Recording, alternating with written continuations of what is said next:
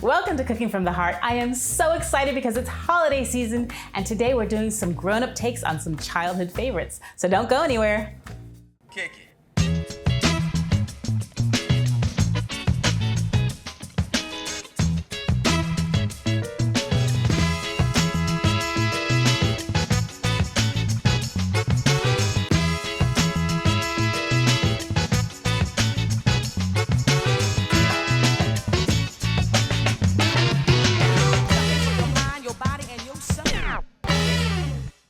This segment is brought to you by Virginia Natural Gas.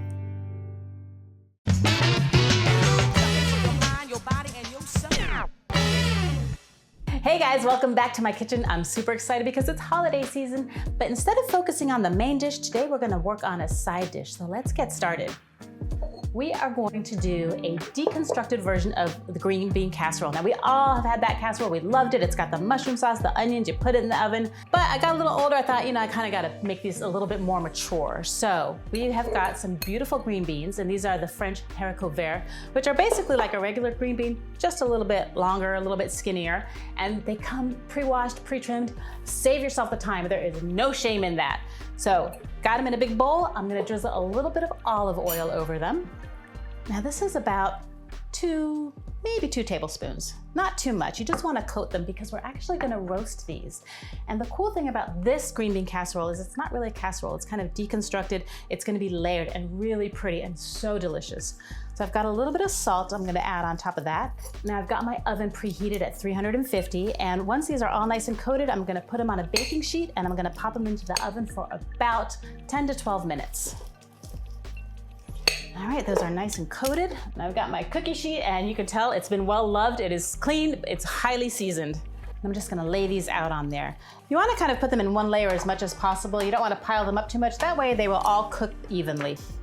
And this is 1 pound of green beans. It doesn't have to be these haricots verts. It can be just any kind of green beans will work. I would not use frozen or canned though, because those are already somewhat processed and it's gonna change the texture of those green beans. All right, let's lay these out. I'm gonna spread them out a little bit. I mean, if they overlap a little bit, it's not the end of the world. It's just better to do them in a single layer as much as possible. All right, I think we're good. We're gonna pop those in the oven now for about 10 to 12 minutes.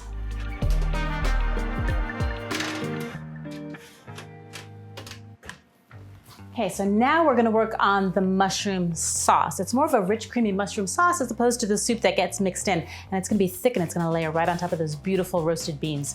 So we are going to start with mincing some garlic. And I got my knife here. Garlic is such a pain to peel, but let me give you the trick. You can get your aggressions out if you've had a stressful day. Ooh, look at that, and it breaks it up and it makes it much, much easier to peel. All right, let's just give this a little mince. I think I'm gonna use about that much. Okay, I'm gonna slide that over there for a moment. And then we're going to get to work on our mushrooms. Let me just clear that off. Here we go. And you can use any kind of mushrooms you want. The white button mushrooms are fine. I have some really beautiful cremini mushrooms that I found at the store. Now I've got about 12 to 14 ounces. It doesn't have to be exact. This is not like baking, so it's not that super science, but about 12 to 14 ounces. And look how beautiful they are. I've already washed them, I've already trimmed them, so now I'm just gonna chop them up. Okay.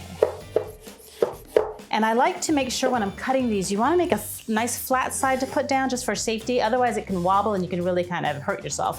Also make sure you have a very sharp knife, because surprisingly, a dull knife is more dangerous than a sharp knife in the kitchen. Okay, so I'm down to my last mushroom, but before I chop that one up, I wanna get my heat going. So I've got a nice big pot here, and let me turn the stove on. We're gonna start it on about a medium high. I don't know if you can see that. I love cooking with gas because it's like instant. You want it hot, you want it low, you can just get it right there right away. So I've got my pot there. I'm gonna add a little bit of fat to that. I'm gonna add 1 tablespoon of butter and 1 tablespoon of olive oil. It will definitely make a difference. And we're gonna let those melt down for a minute before I add my mushrooms. All right, there are a lot. Oh yeah, I love that sizzle. And these mushrooms are so beautiful. Let's stir these around. While they cook, they're gonna release a lot of liquid. So you're gonna cook them for a little bit because we do want some of that liquid just to go ahead and evaporate. I'm gonna lower that heat. And the great thing again about the gas is you can see right here's a perfect situation. You start out with a high, you need it with low, it automatically goes to that low. So I don't have to change burners or move the pan or anything or worry about burning anything. Now, as it's on low, that's when you're gonna see that liquid release from the mushrooms. So we're just gonna cook it for about maybe 2 to 3 minutes and try to get some of that out before we continue. So most of that liquid is evaporated. Now I'm gonna add my garlic and give that a little stir. Oh boy, it smells so good already. So now we're gonna continue to add our ingredients, and we're gonna do basically like a roux. We're gonna add a little bit of flour to that. And the nice thing also about the way we're doing this is that it's gonna coat the mushrooms. It's gonna cook that raw kind of flour flavor off a little bit. But since it's getting all spread amongst the mushrooms, you're not gonna have any lumps when you put your liquid in. So the first thing I'm gonna add is a half a cup of chicken stock. Just gonna pour that right in there. And I'm gonna turn up the heat instantly, just like that, because that heat is gonna combine with the liquid and the flour to thicken up the sauce. Okay, so now I have half a cup of half and half. If you wanna get really decadent, you could just use heavy cream. Now for the grown-up part. I've got about a 1/4 cup of sherry here. I'm gonna pour that right in there. And I wanna pour that in while it's still cooking because if it boils, it's gonna cook the alcohol off. So you're gonna get all of the flavor, but none of the alcohol. So it's very kid-friendly. So you can see it's starting to thicken when you move the spoon or the spatula through it, and you can see the bottom of the dish. If it was all just liquid, you would not see the bottom, but look at that. So it's starting to thicken up nicely. And now I'm gonna turn it off because as it cools, the sauce is gonna get thick and rich and it's gonna be so delicious. My green beans are done, so while this cools, I'm gonna pull those out of the oven and put them on a plate. Okay, so look at how beautiful those look. You can see a little bit of the char from the broiling, and that's gonna bring the sweetness up to the top of those vegetables. It's gonna be a tiny bit of crunch, but they're gonna be nice and soft and tender on the inside. Now I'm gonna take this little ladle, and I'm gonna put some of this sauce on top.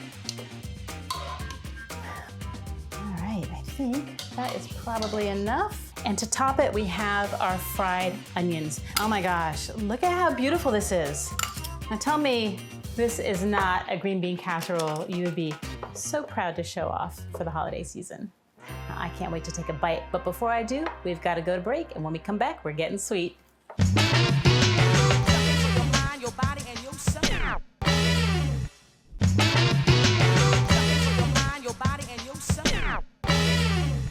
Welcome back. We are having a great time today. We are making some really incredible holiday side dishes, and it is starting to smell so good in the kitchen here.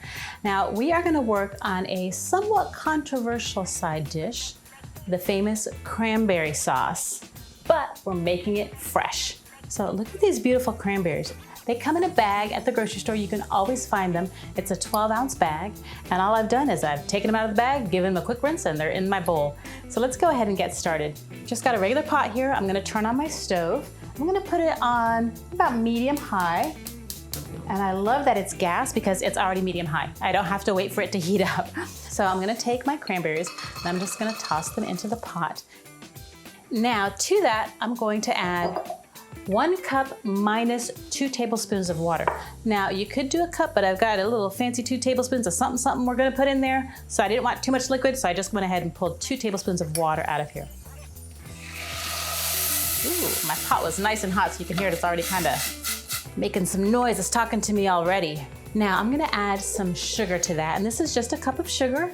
You can go a little more, a little less, depending on how sweet you like it. And this is like a scant cup, so. I'm gonna pour that right on top, and you can see those beautiful colors. It looks like Christmas. It's snowing. All right, I'm gonna give that a quick stir. I'm gonna turn the heat down just a little bit.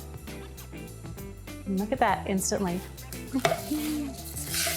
I've got it on about a medium right now because I don't want them to start talking to me too soon. And I'll tell you what I mean by that in a second.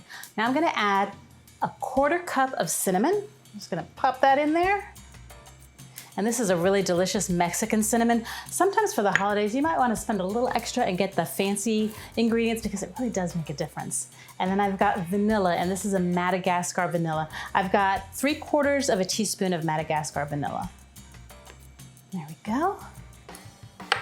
gonna put those in. I'm gonna give them a nice stir. You really wanna make sure that everything's coated. And you do wanna stir it from time to time because you don't want that sugar to burn on the bottom. There's enough liquid in here that shouldn't happen. And it's already starting to smell really good with that cinnamon. Now the last kind of aromatic that I'm gonna put in there is gonna be some orange zest. And I'm just gonna take my handy dandy little peeler. And the reason I'm using a peeler instead of cutting it is because you'll see how thin that is. I mean, that's just like a beautiful little piece of orange zest. It has the oils in there, which are gonna add that fragrance and that flavor. I'm gonna just plop that right in. You wanna use a peeler or have really excellent cutting skills because you don't wanna get this white too much. That kind of pithy white can be a little bitter and you can taste that in your cranberry sauce. Since cranberries already have a little bit of that bitterness, you don't wanna add to that. I'm gonna give that another stir. Oh, it's so pretty. You know, with all that liquid, it reminds me of the commercials when they're standing in the fields of cranberries. All right, so now for the grown-up part. You don't have to add this in. I have a beautiful orange liqueur. You can use any kind of orange liqueur. It doesn't have to be any specific brand, but it just is gonna add a little something extra. And I wanna put that in before the cranberry sauce boils because I wanna make sure that the alcohol cooks off and that all I have is that rich, delicious flavor that's left over. Okay, so let me get this off. Oh, I love that little sound. And I'm gonna put in 2 tablespoons. Normally I say don't measure things over what you're putting it into, because if it spills and you get a little bit too much in there, not too worried about it with this. It's really good. If we get a little extra, we get a little extra. But I have mad pouring skills, so apparently we're not gonna get the extra today. Oh, there we go. And again, I'm gonna give it a stir. So now that I have all of my ingredients in here, I'm just gonna turn this up and let it boil. So I'm just gonna wait for about 10 minutes, and as this starts to boil and bubble, it's gonna start to talk to you. You're gonna start to hear the cranberries pop. So you're gonna do this little pop, pop, pop. All right, so it has come up to a foaming boil. Look at that. And you can see that the cranberries are cracking. So what I'm gonna do is I'm gonna turn it down and bring it down to a low, gentle boil. Okay, so I brought that down to about just a little bit over low, like between low and medium low. And I'm gonna let that boil for about 10 minutes. That's really gonna give any of the cranberries that haven't popped open yet time to pop open and share their juice. It's gonna give those flavors some time to melt in that heat. And then basically, that's it, you're done. You just cool it until you know, if you can wait, hopefully, because it's really hot.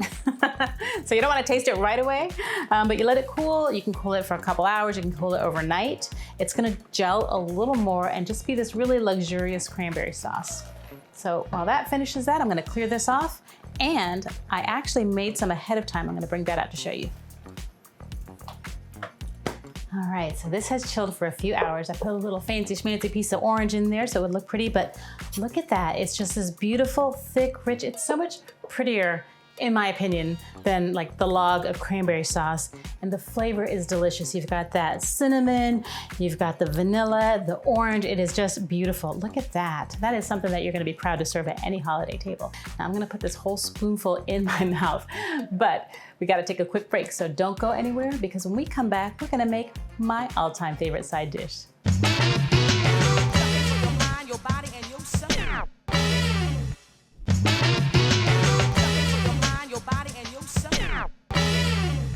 Welcome back. We are really cooking from the heart today because it's the holidays and all the smells are in the air, the love is in the air. We're talking about traditions, and we're gonna start with a side dish that is my all-time favorite. And really you can't go wrong with it because it starts with this beautiful bread. We are gonna make dressing or stuffing, depending on how you use it. I've always called it stuffing, but I guess technically it's dressing. But here's the thing. This is gonna tell you how old I am. I remember when stovetop stuffing came out. And it was the whole thing, it's not potatoes, it's stovetop. Well, that was the stuffing that I grew up on, and to this day, that's the stuffing I love. I've tried the delicious ones with walnuts and figs and all of these beautiful ingredients, but I love the stovetop. But I wanted to make it a little bit more personalized. I wanted to make it homemade for my family. So I found and kind of tweaked a recipe that will make a very, very good copycat stovetop stuffing. And it's all fresh ingredients. You can make it organic. It comes together really quickly. So let's get started. I've got this beautiful loaf of bread. So we're just gonna take your serrated knife and you're gonna cut these into about 1/2 inch by 1/2 inch cubes. And they don't have to be perfect because it's stuffing. They're gonna get wet and filled with delicious broth anyways. All right, that might be enough. We can always cut some more if we need some. And I'm just gonna go down the middle, and I'm just gonna make these cute little squares. Look at that. Look at that perfect little cube. It's got the nice little edges. Some of them will have crust, some of them won't. That's gonna add to the texture. It doesn't even have to be one loaf of the same type of bread. If you have a little bit of one kind left over and a little bit of another kind, that's perfectly fine. Because what we're gonna do is we're gonna toast these up. Now I've preheated my oven to 400 degrees, and it's gonna be about 12 minutes and they're gonna be nice and toasty. Another great thing about this is the part that takes the longest, and you can do it 2 or 3 days in advance. Put them in a Ziploc bag, in a Tupperware. They'll hold for a few days and you can use them when you're ready. Move that guy over, and I've got my cookie sheet here. I'm just gonna put these all on the cookie sheet in a single layer. You don't have to put any oil on them. You don't have to put any seasoning. They're gonna get all of that. Basically, you just want them to dry out and to get just a little crispy, which will happen once all the moisture's out of them. So I'm gonna pop these in the oven, and they're gonna stay in there for about 10 minutes. You wanna check them. You don't want them to burn because that toastedness will change the flavor of your stuffing a little bit. So right about 10 minutes. All right, now we're gonna get chopping. So we're gonna chop about a cup of both onions and celery. Doesn't have to be exact, but you wanna make it a nice small chop.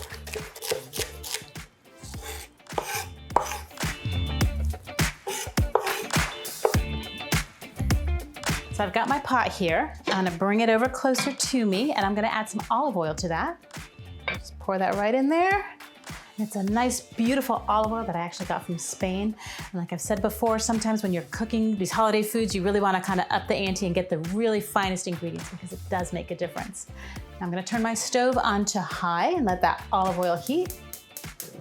And I love when I cook with gas, you just see that flame, you hear that, you know something really good is coming. Now while the oil heats up, I've got 2 cups of chicken stock in this pot over here. And I'm also gonna turn that on because I want that to be nice and warm when I'm ready to add it to the breadcrumbs. I'm gonna put that on medium because it's got a little bit of time to cook. You can use chicken stock, you can use turkey stock if you haven't, if you're making a lovely turkey dinner. If you wanna make this during the week, or if you're having like the prime rib, you can use beef stock. You can really change that flavor up a lot. Woo, my oil's talking to me, so I think it's asking me for the onions and the celery. I'm gonna turn that down a little bit because I don't want it to splatter. All right, so let's start with the celery. Now for the onions. All right, now this will take about 2 to 3 minutes until the onions get translucent and the celery starts to soften up. All right, those are perfect. They're translucent. They're even starting to caramelize a little bit. I don't want them to get too caramelized because I don't want to change the flavor at all, but they are good to go. I've took my breadcrumbs out of the oven, put them in a bowl. Those are cooling. I've got my broth that is hot enough, so I'm gonna turn that off. And we're just about done. So I'm gonna add some really great fragrant herbs to these. The first thing I'm gonna add is a 1/4 teaspoon of thyme. Just gonna dump that right in. That smells so good. I've got a 1/4 teaspoon of sage. Pour that in there as well. And then I've got some poultry seasoning. I'm gonna add about 1.5 teaspoons of that in there just to make sure I've got every possible herb in there that I can. All right. Those are perfect. Oh God, it smells so good in here. And I've got my chicken stock here. It's 2 cups. And again, you can use turkey, you can use whatever kind of stock you want. I happen to have chicken, it was handy. I'm gonna add some butter to that because that's gonna help once I put it into my breadcrumbs, keep it nice and moist and rich. I've got 6 tablespoons of butter. You don't have to use all 6 if you want. You can use 3 or 4 if you're trying to be a little healthier. It's the holiday season, so I like to get a little decadent. Drop those right in there. I'm gonna turn that up. I really want those to melt down. And I'm gonna turn the heat down for my onions and celery with all those delicious herbs. Actually, I'm gonna go ahead and turn that off. And look at that, it's gas. I don't have to move the pot. I love that. While those melt, I've got my breadcrumbs all ready and I took them out, I put them into a bowl, they've cooled. So now I'm gonna take them and transfer them into this pot and really kind of stir them around with the seasonings and the celery and the onions. You can hear how crisp or how dried out they are. we go. And this will be a little easier to stir once we get our broth in there. Just waiting for that butter to melt, and it's just about done. Turn that off. All right, now we are ready to go. You might find that you don't use all the broth, or if you'd like it a little wetter, you might add a little bit more. It all depends on you and what your taste is. Some people like the stuffing really, really soft. Some people like it a little bit more solid. Whatever makes your heart happy. There we go. I'm gonna drizzle some of that around the top. I'm gonna start with about half. Ooh, and look at all those onions coming up from the bottom. And what I like about this is it does have that flavor that I grew up with, but it's made from scratch. So I know exactly what's in here. There's nothing that's processed in there. And you're gonna have this delicious, a touch healthier stuffing than you would if you just got the box. And I'm gonna go ahead and just use the rest of that. So I have the full 2 cups in mine. Like I said, you might use all 2 cups, you might not. All right, we're just about done. I'm gonna put the lid on this. I'm gonna let it sit for like 5 minutes to make sure everything really incorporates. While that's doing its thing, I'm gonna clear off this and grab a platter so we can plate it up. All right, that's it. Oh my gosh, it looks so good and it smells like the best part of my childhood. I can't wait to get my eating clothes on. So here you have it, a beautiful, delicious take on some holiday favorites. I know you're gonna love them as much as I do. And remember, you don't have to be a trained cook or chef to make incredible holiday meals for your friends and family. You just have to cook from the heart. Hey guys, thanks for having me today. Like I said, it's been, a couple years. Just put your knife on there, give it a smack. And that will cut up this kind of papery thing and it'll make it much easier to peel off. But this time it didn't happen, so I have to do it again. What we're gonna do this time is not use that open. It starts with bread. It is gonna be a surprise, let me redo that. This is gonna come together so quickly and it's gonna be, whoa. What was I saying? Yeah. But it's really important to make sure your knives are sharp when you're using them for cooking. Well, what else would you be using them for? That's bad.